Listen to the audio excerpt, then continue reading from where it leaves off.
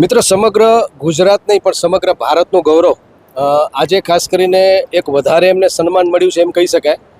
કનકેશ્વરી માતાજીએ એમ કહ્યું હતું કે અનેક ભજનીકો છે અને આજે એની વચ્ચે કીર્તિદાનભાઈને અલગ રીતે એમણે સંબોધન કર્યું કે એની વચ્ચે એક એવો નમૂનો છે ખરેખર જે સંતોને પ્રિય છે.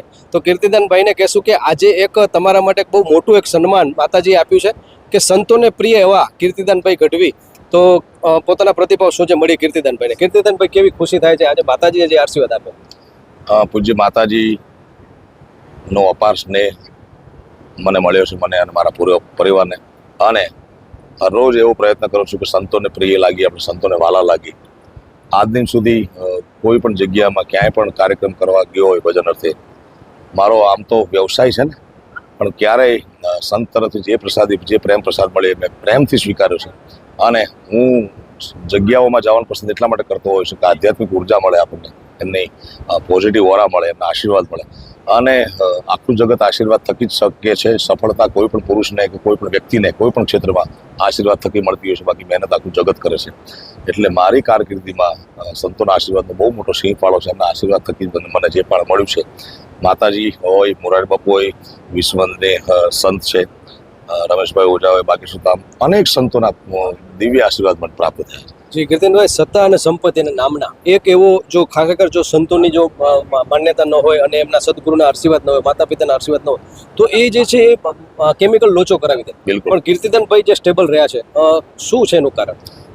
તમે સત્તા સંપત્તિની વાત કરી. સત્તા સંપત્તિ સમય કોઈનો રહ્યો નથી, કોઈનો રહેવાનો નથી. જેટલું ઘડી જાય સત્સંગ મેં જીવન કાફલ છો. એટલે હું દરરોજ પોઝિટિવ ઉર્જા મને મળતી હોય છે, લોકો થકી, લોકોના પ્રેમ થકી, લોકોના આશીર્વાદ થકી. એના થકી શક્ય છે, બાકી અશક્ય છે. જી, અંતિમ પ્રશ્ન ખાસ કરીને આ જગ્યા ઉપર અને દાદા મેકણ હોય અને કાનજી દાદા અને દિલીપ દાદા એક એવા સંત છે કે નિર્મળ સંત જેને કહી શકાય. તો કેવું લાગે છે કીર્તિદાનભાઈ આવી જગ્યાએ આવો છો ત્યારે?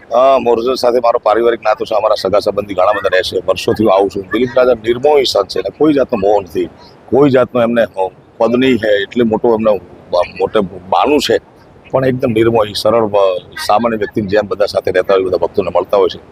અને ચેતન અખાડાના એ સાક્ષી છે, એના દર્શનનો લાભ મળ્યો, એ બદલ હું અને મારો પરિવાર ભાગ્યશાળી છે. આપની સ્ટાઇલમાં એક ભજનમાં કહી દઈએ તો આ કઈ રીતે બિરદાવશો? એકાદ કડી કોઈ પણ છે તમને? સાચા રે સંતોની માથે વીરા ભક્તિ કે રામો, એવા સાચા રે સંતો. આ ધરતી આવા સિદ્ધ સંતો દ્વારા ટકી રહી છે. ખૂબ ખૂબ આભાર કીર્તિદાનભાઈ. એવી જગ્યા છે જે હમણાં કીર્તિદાનભાઈ વાત કરી કે નિર્મોહી સંત. આજે જે છે ને કહી શકાય કે આવી જગ્યાઓ એ સમગ્ર ભારત વર્ષનું એક પ્રતિબંધ, એક અરીસો બતાવે છે કે આ સંસ્કૃતિ છે આપણી. ત્યારે દાદાને કહેશું કે દાદા, આ માળામાં કેટલા બધા પક્ષીઓ આવીને રોજે રોજ આવી ભજન અને ભોજન કરી જાય છે, કેટલો રાજીપો થાય છે. દાદા, કેટલી ખુશી છે આજે ભજન અને ભોજનનો અહીંયા?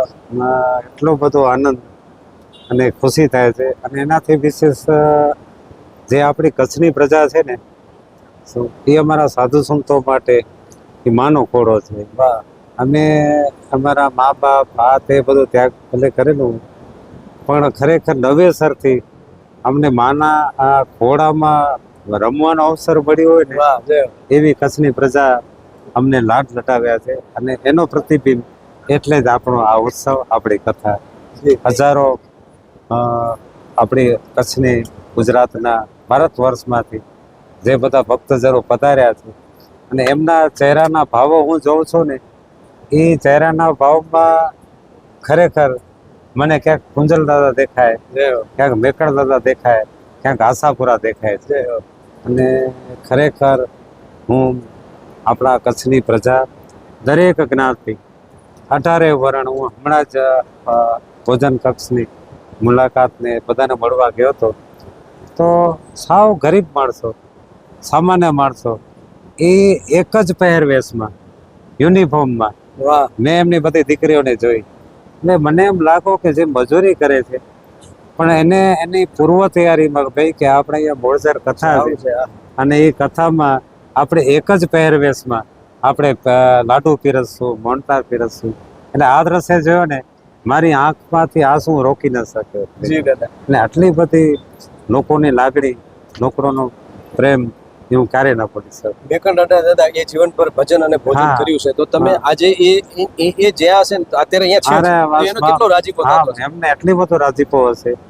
અને આખા ભારત વર્ષમાંથી બહુ મોટી મોટી જગ્યાના જે સંત મહાપુરુષો આવ્યા ને, તો એનામાં ક્યાંક ને ક્યાંક દાદો મેકરણ, ક્યાંક કુંજલ દાદા, ક્યાંક કયા દાદા, અને ક્યાંક ભગવાન રામ આવીને પણ બિરાજમાન હોય ને, આવો રાજીપો થાય છે. બાપુ વિરામ તરફ મેં માતાજીનો ઇન્ટરવ્યુ લીધો કનકેશ્વરી માતા, ત્યારે એમણે કીધું કે મારું મૂળ જે છે એ ભાગવત છે, પણ અહીંયા મને રામાયણ જે છે ને બોલાવી છે, અને એના માટે ખરેખર હું પોતે મને ગમે છે. તો શું કહેશો એને, કે માતાજી પણ એટલા બધા કંકેશ્વરી અનુકૂળ? માતાજી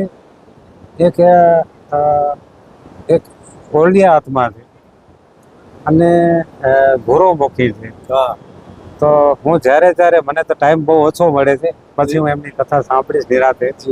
પણ જ્યારે હું કથામાં એમને સાંભળવા માટે જાઉં છું ને, ત્યારે મને એમ લાગે કે આ માતાજી જે ગુરુ ઉપદેશ, વાહ. જે ગુરુવાણી, અને એ જે રજૂ કરે ને, તો મને એમ લાગે મને એકલાને કથા સંભળાવે છે. જય હો. પછી સારા જે શ્રોતા હોય, જે કથા સાંભળવા માટે આવે, એવા લોકોને મળીને હું જ્યારે પ્રતિભાવ લઉં ને, ત્યારે એ પણ એમ જ કે દાદા અમને એમ લાગે કે માતાજી ફક્ત મને ને મને કથા સંભળાવતા હોય અને મારી શંકાના સમાધાનો કરતા હોય ને, એવી માતાજીની એક પરાચેતના એમના શરીરમાં પ્રવેશ કરી ગઈ હોય ને, એવી માતાજીની કથા જી બાપુ. અહીંયાથી થઈ રહી છે. અંતિમ પ્રશ્ન બાપુ, કારણ કે એમણે એક વાત કરી છે કે સદગુરુના આશીર્વાદ વગર હું, કારણ કે પોતે ભણેલ નથી, હા જી. તો તમારા ઉપર પણ ગુરુજીના આશીર્વાદ છે, અને એમણે કીધું છે કે તમને માત્ર વ્યાસપીઠ ઉપર બેસવાનું છે, બોલશે કોઈક. હા તો બાપુ જી. આને કઈ રીતે જુઓ છો? કારણ કે એમણે પોતે સ્વીકાર્યું છે.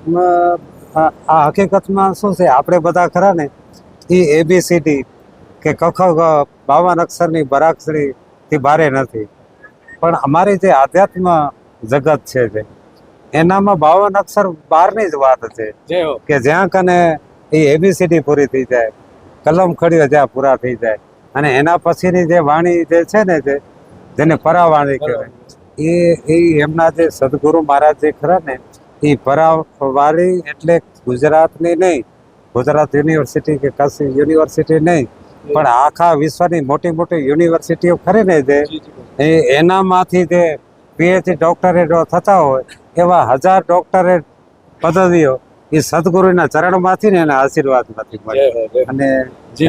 એના અનુગામી. તો મળીએ આપણે સુરેશભાઈને કે અધ્યાત્મ અને શિક્ષણ એ બે જે છે, બે સિક્કાની બે બાજુ છે. જ્યારે વ્યક્તિના જીવનમાં બે વસ્તુ આવી જાય ને, ત્યારે વ્યક્તિને ક્યારે પણ એનો સમય સારો નરસો હોય, ક્યારે પણ એ હતાશ નથી થતો. અને ભારતના મૂળમાં તો અધ્યાત્મ છે અને શિક્ષણ તો હતું જ, કારણ કે વિશ્વના લોકો અહીંયા ભણવા આવતા હતા. તો બંને મુદ્દાને લઈને આપણે સુરેશભાઈ સાથે ચર્ચા કરશું. સુરેશભાઈ, ખાસ કરીને કેવું લાગે છે, અને મેકણ દાદા એટલે આહિર સમાજનું એટલું બધું સમર્પણ છે આ સંપ્રદાય પ્રત્યે, એ પછી દ્રંગ હોય, લોડાઈ હોય, હબાઈ હોય, કે પછી મોરચર હોય, કેવી લાગણી અનુભવો છો? જ્યાં સુધી વાત છે ભારતીય સંસ્કૃતિની, તો ભારતીય સંસ્કૃતિના વાહક કહી શકાય એવા સંત પરંપરાના સંત દાદા મેકરણ જે છે, આ વિસ્તારમાંથી જે છે અસંખ્ય ભૂખ્યા તરસ્યા લોકોને જે છે એ પાણી પીવા માટે અને અનાજ આપ્યું. બસ આ જ પરંપરાને ધ્યાનમાં રાખીને વિવિધ જગ્યાઓ ઉપર જે છે મેકરણ દાદાના જે છે અખાડાઓ થયા. એમાં આ પૂજલ દાદાની જગ્યા, આ વિસ્તાર એટલે પશ્ચિમ કચ્છનો વિસ્તાર ગણાય, અને પશ્ચિમ કચ્છના આહિર સમાજ માટે જે છે એ શિક્ષણ માટે જે છે ક્રાંતિકારી બદલાવો જે છે આ જગ્યામાં થયા છે. આ પવિત્ર જગ્યા છે, આ એટ્રેક્ટ કરનારી જગ્યા છે, પુણ્યશાળી જગ્યા છે, જે લોકોને આકર્ષે છે. અને માત્ર આકર્ષણ પૂરતું નહીં, પરંતુ સંસ્કાર અને શિક્ષણ બંને જે છે છેલ્લા 35 વર્ષથી આ જગ્યા ઉપર અપાઈ રહ્યા છે. અને એવી જ જગ્યા ઉપર જ્યારે રામકથાનું આટલું સરસ આયોજન પૂજ્ય કનકેશ્વરી માતાજી ના મુખોથી થતું હોય, ત્યારે સ્વાભાવિક છે કે વિશેષ જે છે આ જગ્યા પવિત્ર અને પુણ્યશાળી બની હોય. અને એ જગ્યા ઉપર જ્યારે આવીએ ત્યારે જે છે એ વધુ સારી એવી એનર્જી, સારી એવી ઉર્જા જે છે અમે મેળવી રહ્યા છીએ. આહિર સમાજ જે છે એ વિવિધ જગ્યાઓ ઉપર જે છે મેકરણ દાદાના અખાડાઓથી જોડાયેલો છે. અને શિક્ષણ અને જે સંસ્કૃતિ છે એ આહિર સમાજના બહેનોએ આજે પણ જાળવી રાખી છે. ત્યારે શિક્ષણને વધુ વેગ આપવા માટે આવી જગ્યાઓ જે છે કાર્યરત રહે, એના માટે અમારા જે છે વિશેષ આનંદ અને ગૌરવની લાગણી હોય. દાદા વિશે શું કહેશો? કારણ કે એક એવું નિર્મોહી, જેમ કીર્તિદાનભાઈ કીધું કે નિર્મોહી સંત છે, જે છે ઓલિયો કહી શકાય કે પોતાની મસ્તીમાં હોય છે. નહીં તો આજે જ્યારે જે છે ને એક ગાદી મળતી હોય છે ત્યારે તમે જોયું છે કે આપણે જોતા હોય સોશિયલ મીડિયામાં કે કેમિકલ લોચાના કારણે જે છે એ કેવા કેવા ઘટનાઓ આપણે દુઃખ થતું હોય છે, ત્યારે આવા સંતો ખરેખર એક માર્ગદર્શક છે આજના સમય માટે. વાત છે ભૌતિકવાદની, અને આવા સમયમાં જે છે એક સામાન્ય સંત તરીકે માત્ર ને માત્ર લોકોને સાચી દિશા આપવાનું, સાચા ઉપદેશ આપવાનું કામ જે છે એ દિલીપ રાજા કરી રહ્યા છે.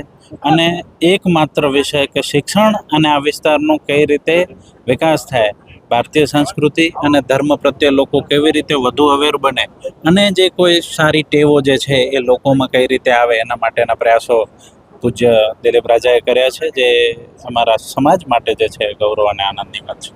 તો મિત્રો, આ હતા સુરેશભાઈ છાંગા, કુંડરિયા પણ સમગ્ર કચ્છમાં એક જાણીતું નામ, અને એટલે ઇન્ટરવ્યૂ એક લેવાનો છે કારણ કે એક અધ્યાત્મ અને શિક્ષણનો જ્યારે સમન્વય થાય છે ને, ત્યારે સાચા અર્થમાં જે છે એ આપણે ધર્મને સમજી શકશું. આજે નહીં તો વાડા સંપ્રદાય બની અને આપણે ક્યાંક ને ક્યાંક ઝેર ઓકતા હોય છે, એવા સમયમાં આવા શિક્ષિત જે છે એ રાજકીય વ્યક્તિત્વ જ્યારે એ જાહેર ક્ષેત્રમાં આવે છે ને, ત્યારે એના ઘણા બધા બેનિફિટ અને ઘણા બધા ફાયદા થતા હોય છે. તો ફરી એકવાર ખૂબ ખૂબ આભાર.